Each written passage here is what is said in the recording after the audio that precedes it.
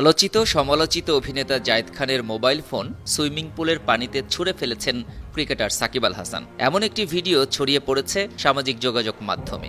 ভিডিওতে দেখা যায় সুইমিং পুলের পাশে দাঁড়িয়ে ছবি তুলতে যাচ্ছিলেন বিশ্বসেরা অলরাউন্ডার ক্রিকেটার সাকিব আল হাসান।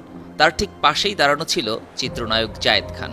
হঠাৎ দেখা যায় সাকিব তার হাতে থাকা মোবাইল ফোনটি সুইমিং পুলের পানিতে ছুঁড়ে ফেলে দিয়ে হেঁটে চলে যান। কিছু বুঝে ওঠার আগেই সাকিবের এমন আচরণে হতভম্ব হয়ে যান জায়েদ খান। ধারণা করা হচ্ছে পানিতে ছুঁড়ে ফেলা ফোনটি জায়েদ খানের।